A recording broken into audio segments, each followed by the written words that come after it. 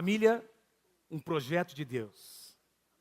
A família é um projeto de Deus. O tema, família, um projeto de Deus. Diga assim comigo, família, um projeto de Deus. Agora diga, a minha família é um projeto de Deus.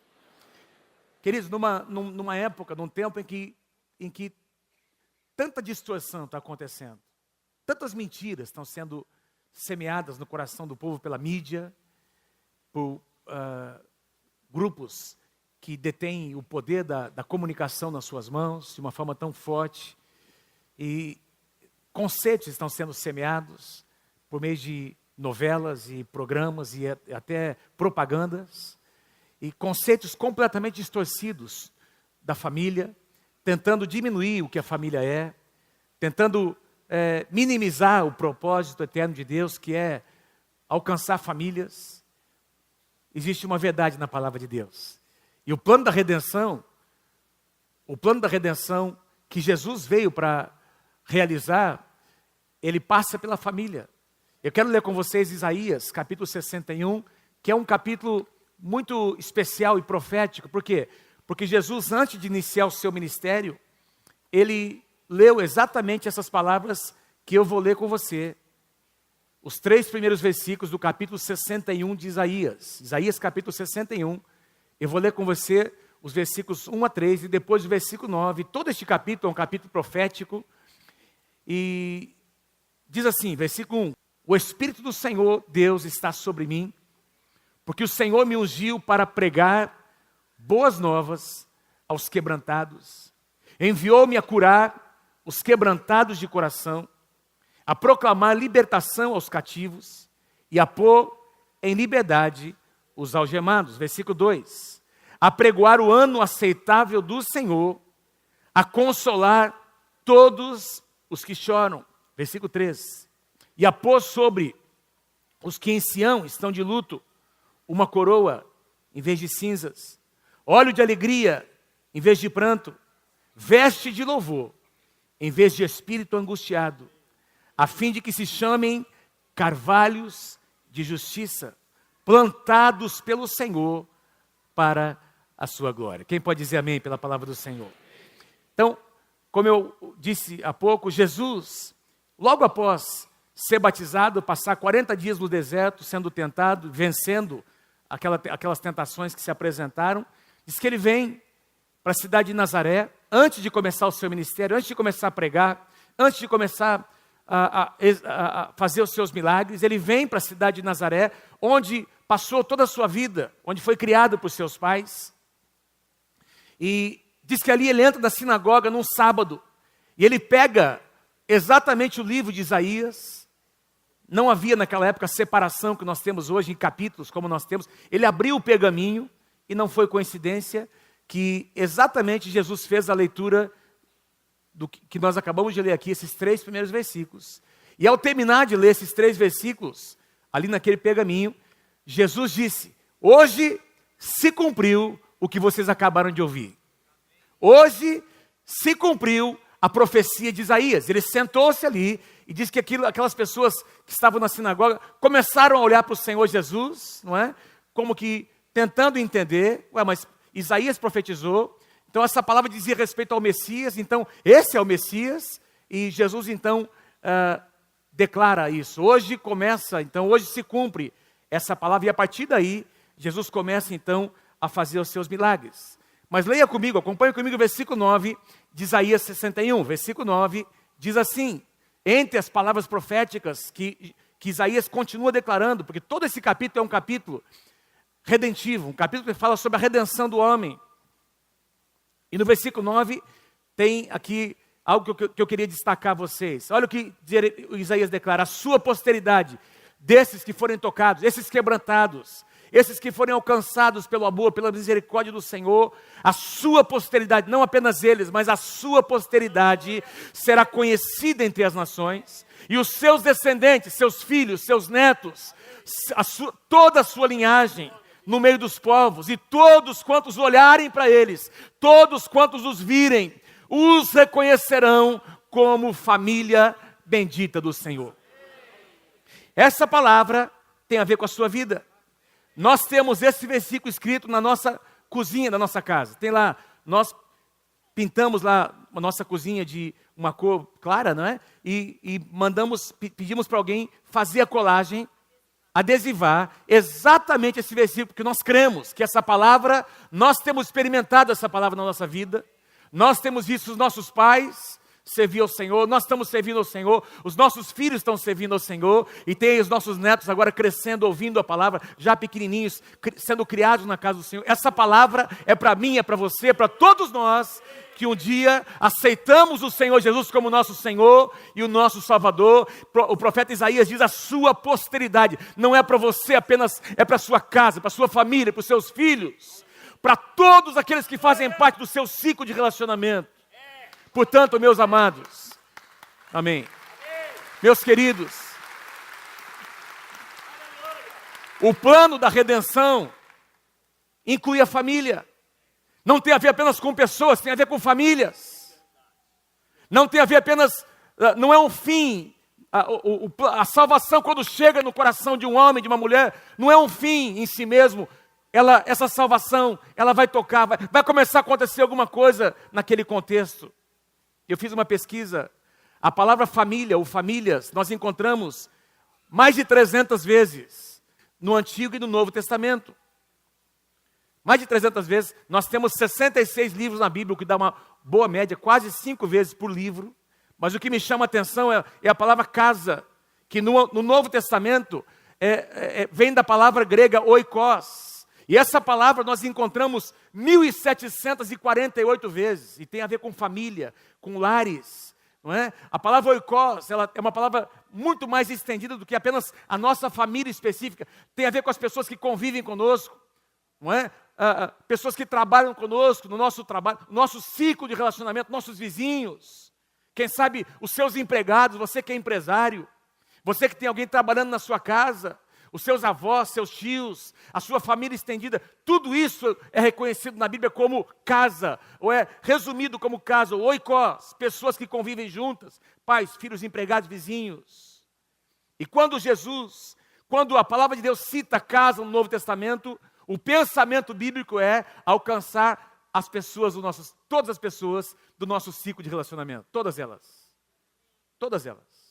Eu vou dar alguns exemplos para vocês aqui, porque Jesus, no seu ministério, ele ministrou nas casas, ele entrou nas casas, ele falou sobre as casas. Aliás, as casas de paz que nós praticamos aqui são uma prática que vem de um princípio que está em Lucas capítulo 10, onde Jesus enviou 70 discípulos de 2 em 2 para ministrarem nas casas, levando paz àquelas casas. Então, Jesus fez parte da estratégia do seu ministério ministrar nas casas. Eu quero citar aqui 5 momentos, 5 ocasiões em que Jesus entrou na casa de alguém ou falou sobre a casa de alguém. O primeiro exemplo, o endemoniado que foi liberto por Jesus, está em Lucas capítulo 8.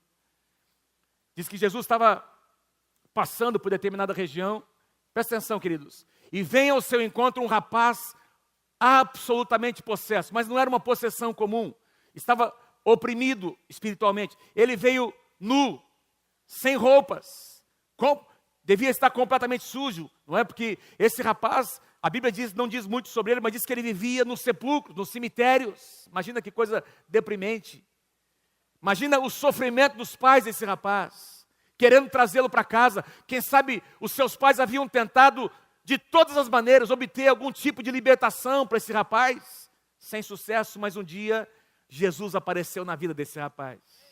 Um dia o caminho desse menino, desse rapaz, encontrou-se com o Senhor Jesus, e a Bíblia diz que quando ele encontra Jesus, os demônios que estão nele, oprimindo, reconhecem a grandeza de Deus, e a Bíblia diz que os demônios terão que se curvar diante da grandeza e soberania do nosso Senhor, porque o nosso Deus é maior. Diga amém, se você crê em nome de Jesus. Nosso Deus é maior, não importa a situação que qualquer um de vocês esteja vivendo hoje na sua vida, o nosso Deus é maior, e aqueles demônios reconhecem o Senhor Jesus, se curvam perante Ele, e o Senhor Jesus começa um diálogo com esse rapaz, não é?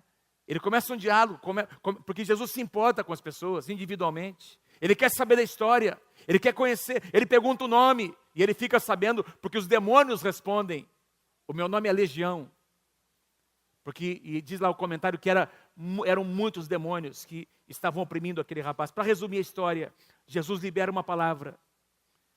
E esse rapaz é instantaneamente curado pelo poder de Deus. E você lendo depois, você vai observar que ele já se encontrava agora vestido. Alguém trouxe roupas, alguém alimentou esse rapaz, e ele está ali aos pés do Senhor Jesus, não querendo mais deixar o Senhor, não é, para ouvir a sua palavra, e daí Jesus libera essa palavra. Presta atenção no que Jesus diz: volta para casa e conta aos teus. Conta às pessoas que você ama, mais próximas de você. Conte tudo aquilo que Deus tem feito por você. Então ele foi anunciando por toda a cidade. Não contou apenas para sua família, ele contou para toda a cidade. Todas as coisas que o Senhor Jesus havia feito no seu coração. A sua casa conheceu. Aquela casa, meus irmãos, nunca mais foi a mesma. Imagine quando os pais daquele rapaz receberam aquele menino em casa contando o que tinha acontecido. Eu tenho certeza que a experiência que o rapaz teve repercutiu na sua casa, repercutiu na sua família. Uma segunda ocasião em que Jesus ministra numa casa ou toca uma casa, Zaqueu, tem muitas outras.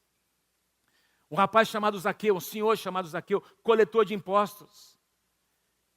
Ele era judeu e por isso ele tinha como se fosse um relacionamento muito próximo com o Império Romano. O Império Romano era um império extremamente opressor, que cobrava impostos pesadíssimos. E ele, como judeu, era visto pelos seus conterrâneos, né, judeus também, como alguém malquisto. Por quê? Porque ele estava trabalhando em favor do Império Romano para oprimir os judeus. E aí, esse rapaz chamado Zaqueu, não disse quantos anos ele tinha, mas já era casado, tinha sua própria casa, quem sabe tinha ali seus filhos, de pequena estatura. Ele fica sabendo que Jesus está no pedaço, não é? Está na cidade. E não conseguindo enxergar Jesus, vocês conhecem a história, ele sobe numa árvore para conseguir enxergar o Senhor Jesus, mas não apenas ele enxerga Jesus, mas Jesus também enxerga ele. Jesus está olhando para cada um de nós, Jesus vê a atitude do nosso coração. Eu quero dizer para você que participou de uma casa de paz, que veio nos visitar nessa manhã, Jesus conhece o seu coração. Você não está aqui por acaso. Não aconteceu por acaso esse encontro na sua casa. Jesus conhece a sua vida, seu coração, seu nome, sua família. E Jesus diz para Zaqueu: Zaqueu, desce dessa árvore, porque eu quero estar na sua casa hoje. E a palavra original ali significa: eu quero me hospedar com você. Eu quero dormir na sua casa, quero gastar um tempo com você. Portanto, não foi só uma conversinha que ele teve. Jesus passou algumas horas conversando com Zaqueu, ministrando ao seu coração. E nós encontramos, não tem muitos detalhes, mas tem um versículo que resume o que acontece. Capítulo 19, versículo 9. Depois de muita conversa, então Jesus lhe disse: hoje eu reconheço que houve salvação nessa casa. Hoje houve salvação nessa casa. Porque nós conversamos e alguma coisa aconteceu no coração deste homem. Quando Jesus entra na nossa casa, coisas começam a mudar. Diga amém se você crê em nome de Jesus. Quem pode dar um aplauso ao Senhor Jesus? Porque nosso Deus é um Deus que promove mudanças. Mudanças. Tanto é verdade que Zaqueu disse: olha, se eu roubei alguém, eu vou restituir, eu vou devolver. Esse homem agora tinha uma experiência com Deus. Ele teve um encontro com o Senhor que começou a produzir mudanças no seu coração. Um terceiro exemplo, oficial do rei. Não diz aqui o nome desse rapaz, mas diz que mais uma vez Jesus está indo para um determinado lugar. E esse oficial do rei, que tinha o seu filho enfermo, quase morrendo, ouviu falar de Jesus. E no seu coração ele creu, dizendo: olha, eu sei que se eu me encontrar com ele, e se ele for na minha casa, o meu filho será curado. Ele procura o Senhor Jesus, conversa com o Senhor, ele abre o seu coração, dizendo: olha, meu filho está morrendo em casa. E aí Jesus diz assim: olha, eu não preciso ir na sua casa. Eu estou liberando agora uma palavra. E o seu filho, você pode voltar para casa, porque a cura está entrando na casa, na tua casa. Quem é que crê que a cura do Senhor Jesus entra na nossa casa? Amém? Jesus libera uma palavra: pode voltar para sua casa, que as coisas já estão mudando aqui, por causa da sua fé, as coisas já estão mudando dentro da sua casa. E diz que esse homem começou a retornar para sua casa, e no meio do caminho, morava longe, no meio do caminho, queridos, as pessoas que moravam com ele, os seus servos, vieram se encontrar no meio do caminho, dizendo: olha, Alguma coisa aconteceu com seu filho, ele não está mais doente. E esse rapaz, esse homem, pergunta: que horas foi que aconteceu que ele começou a mudar? Que horas houve essa mudança, não é? Quem sabe o rapaz estava lá com febre, ou extremamente debilitado, e aquelas pessoas disseram: ó, foi mais ou menos ali pelas 13 horas, pela 1 hora da tarde. E aí Jesus responde, aliás, o rapaz diz que ele declara, é isso que declara sobre esse, com isso, reconheceu o Pai ser exatamente aquela hora, precisamente a hora em que Jesus lhe dissera: o teu filho vive, e a Bíblia diz que ele creu, e toda a sua casa creu com ele.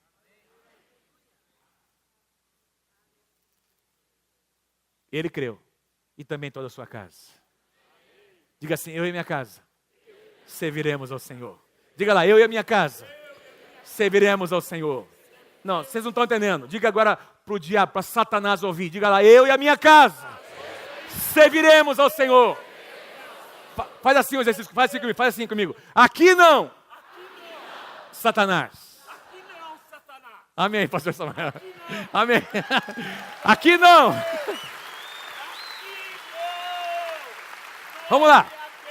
Amém. Faz comigo, vamos lá, assim comigo. Aqui não. Eu e a minha casa. Eu e a minha casa. Não importa o que aconteça, serviremos ao Senhor. Amém. Aleluia. Um quarto exemplo. Cornélio. Atos capítulo 10 e capítulo 11. Cornélio. Você conhece a história? Gentil.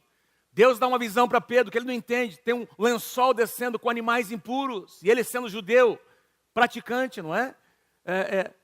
Ele não podia tocar naqueles animais. E Deus diz, naquela visão: mata e come. Não, não vou fazer, mata. E eles começam a entrar numa discussão ali, Pedro e o Senhor Jesus. Pedro discutindo com Jesus, com o Senhor. Era bem comum isso, né, irmãos? Quem conhece a história de Pedro sabe disso. Mas havia, o seu coração era sincero, até que ele entende que era algo profético. Ele não tinha ainda tudo, não é, descortinado no seu coração, mas ele percebeu que era algo profético. Nesse mesmo instante, alguém bate na porta. Os servos desse homem chamado Cornélio, uma pessoa que fazia parte da corte romana, dos soldados romanos, um homem temente a Deus, um homem que estava faminto pela palavra, mas queria saber onde é que ele poderia, enfim, obter, não é, respostas para as suas perguntas. E ele ouve falar, aliás, ele teve uma visão sobre Pedro. Ele manda os seus servos, e eles estão ali à porta. No dia seguinte eles saem, e eles vão para lá, para a casa de Cornélio, queridos. E você conhece a história. Enquanto Pedro ministrava a palavra do Senhor, para resumir, enquanto Pedro ministrava a palavra, todos eles foram cheios do Espírito Santo. Mas é interessante o que o próprio Cornélio conta, declara sobre o que aconteceu. Atos capítulo 11, versículos 13 e 14, está contando o que aconteceu. E ele, Cornélio, aliás, Pedro está contando sobre Cornélio, não é? Ele, Cornélio, nos contou como vira o anjo em pé em sua casa, e que lhe dissera: envia Jope, manda chamar Simão, por sobrenome Pedro, o qual te dirá palavras mediante as quais, presta atenção, será salvo tu e toda a tua casa. Tudo começou com uma declaração do anjo dizendo para Cornélio: vai lá, que essa pessoa vai te dizer algo importante, e o resultado disso é que você vai ser salvo, mas não apenas você, toda a sua casa vai se converter. Como Deus tem um plano para as famílias. O carcereiro, salvo. Diz lá a palavra de Deus que por volta da meia-noite, Atos capítulo 16, por volta da meia-noite estavam louvando ao Senhor, cantando, adorando ao Senhor, e de repente vem um terremoto, as portas se abrem de todas as prisões, aquele carcereiro romano decide se suicidar, porque ele sabia o prejuízo que haveria, não é? Como ele seria reprimido pelo Império Romano. E aí Paulo entra em cena: não faça isso, não faça isso. E eles começam a conversar, meus queridos, sobre Jesus, sobre o plano da salvação. E esse homem carcereiro pergunta: mas o que é que eu posso fazer para experimentar isso? E aí Paulo responde: crê, versículo 31, crê no Senhor Jesus e serás salvo, tu e a tua casa. Crê no Senhor Jesus. É uma das declarações mais lindas que nós temos no Novo Testamento. Crê no Senhor Jesus e serás salvo, tu e a tua casa. Crê no Senhor Jesus e serás salvo, tu e a tua casa. Você pode repetir? Crê no Senhor Jesus e serás salvo. Mais uma vez, vamos lá. Crê no Senhor Jesus e serás salvo, tu e a tua casa. Vamos declarar uns aos outros, porque isso foi o que Paulo declarou para aquele carcereiro. Então vamos declarar uns aos outros nessa manhã. Vamos lá. Crê no Senhor Jesus e serás salvo, tu. Mais uma vez. Creia no Senhor Jesus e serás salvo, tu e a tua. Agora presta atenção no que aconteceu depois. Versículo 32. E lhe pregaram a palavra ao carcereiro. E lhe pregaram a palavra de Deus e a todos os de sua casa. O que significa isso? E todos da sua casa receberam a palavra. Versículo 33. A seguir foi ele, o carcereiro, batizado e todos os seus. Então, levando-os para a sua própria casa, lhes pôs a mesa e com todos os seus manifestava grande alegria por terem crido em Deus. Põe o último slide para mim, por favor.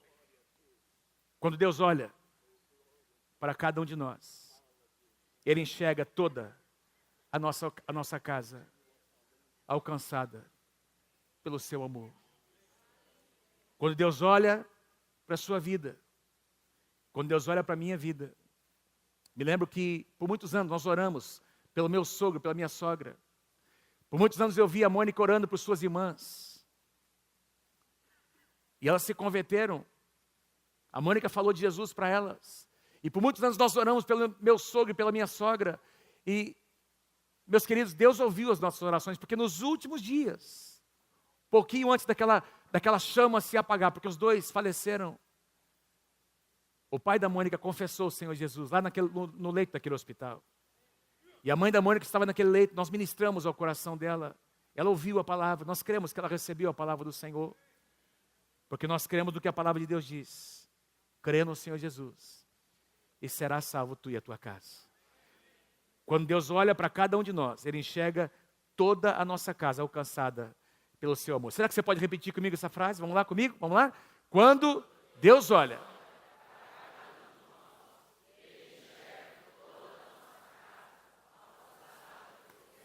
E porque nós cremos nisso, nós queremos fazer algo nessa manhã. Eu quero chamar aqui à frente, quero pedir que você não tenha vergonha, por favor. Alguns dos irmãos que vieram aqui, vocês perceberam, nem conseguiram falar, os seus semeadores compartilharam o testemunho, porque é difícil você falar no meio não é, na frente de um povo como esse, não é, mais de 1.500 pessoas, é difícil, é um grande desafio, mas você não vai ter que falar nada, não é? Quero te garantir isso. Nós queremos apenas reconhecer a sua presença aqui. E nós queremos fazer uma oração com você. Então você que participou de uma casa de paz, você foi ministrado, não é? Você recebeu a palavra, você abriu a casa. Mas eu já tinha uma experiência e eu apenas renovei minha experiência com Deus. Ótimo, não tem nenhum problema, não é? Você pode ter renovado a sua aliança com Deus, ou pode ter tido a sua primeira experiência com o Senhor, ou quem sabe você não está nem entendendo ainda o que está acontecendo, mas você participou, você estava naquela casa. Nós queremos reconhecer a sua presença aqui. Por favor, fique em pé onde você está. Onde você está? Fique em pé, por favor. Aqui embaixo lá em cima. Todos vocês que vieram hoje para estar conosco, que participaram de uma casa de paz, fiquem em pé, fiquem em pé. Isso, muita gente, muita gente, muita gente. Amém. Eu quero agora pedir para você não se constranger, mas que você venha aqui à frente. Mas vamos esperar. Quero pedir para os músicos virem, por favor. Você que está lá em cima, que ficou em pé, venha até aqui. Nós temos uma lembrança, inclusive, para entregar nas suas mãos. A igreja vai recebê-los com grande aplauso nessa manhã. Amém? Pode vir aqui na frente.